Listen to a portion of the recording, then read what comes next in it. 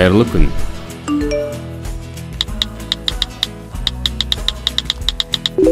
Хош келдиңиз. Казак тілін үйрөтүүгө дайынбыз. Ендеше бастайық. Сәлем достар, көңіл-күйлеріңіз қалай? Сіз бос уақытыңызды қалай өткізесіз? Немен айналысасыз? Жауап беруге қиналасыз ба? Ендеше бізбен бірге үйреніңіз. Жұлдыз, жұма күні не істейсің? Қолың бос па? Жоқ, мен жұма жексенбі күндері кітапханада боламын. Не болды? Менің бос уақытым бар еді. Кинотеатрда жақсы кино болады екен. Егер менімен бірге барсаң, қуанар едім. Сен бос уақытында кино көруді жақсы көресің бе? Иә, ал сен ше? Мен кітап оқимын, жүзумен айналысуды ұнатамын. Қашан қолың бос болады? Сейсенбіде боспын. Сейсенбіде барайық, жарай ма? Жарайды. Кездескенше, сау бол. Сау бол.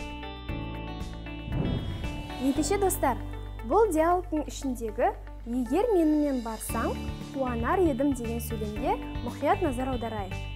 Бұл сөйлемнің тұлғасына қарасақ, етістігі барсаң, яғни түбірі бар, са жұрнағы арқылы жасалып тұр. Яғни бұл жерде шартты рай, условное наклонение. Шартты рай образуется путем присоединения к основе глагола суффиксов «са», «се», окончания принадлежности. Шартты рай обозначает действие, служащее условием для совершения другого действия, выраженного формами будущего времени глагола. Например, оқысаң түсінесің. Если прочитаешь, то поймешь. То есть здесь оқысаң, оқы, са шартты райдың жұрнағы, ың жүктік жалғауының екінші жағы. Переходное настоящее время выражает действие, происходящее время в зависимости от значения предложения. Например, сен бос уақытында кино көруді жақсы көресің бе? Иә, ал сен ше? Мен кітап оқимын, жүзумен айналысуды ұнатамын.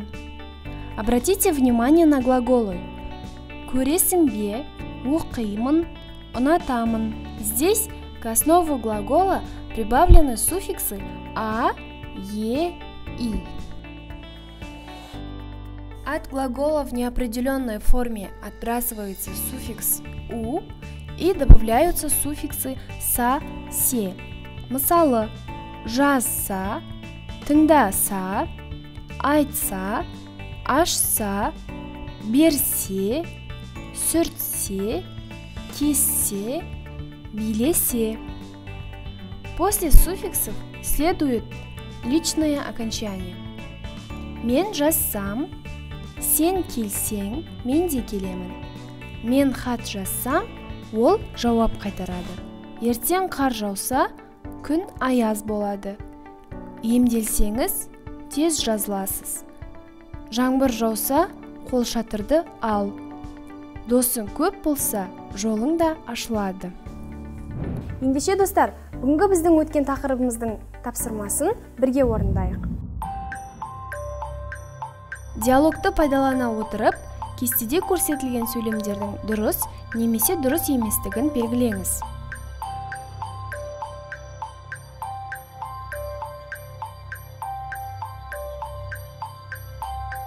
Егер орындап болсаңыздар, дұрыс жауабына назар аударайық.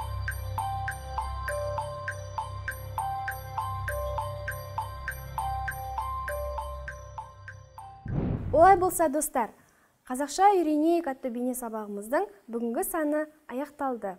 Егер де ұсыныстарыңыз болса, немесе сұрақтарыңыз болса, төменге пікір қалдырыңыздар.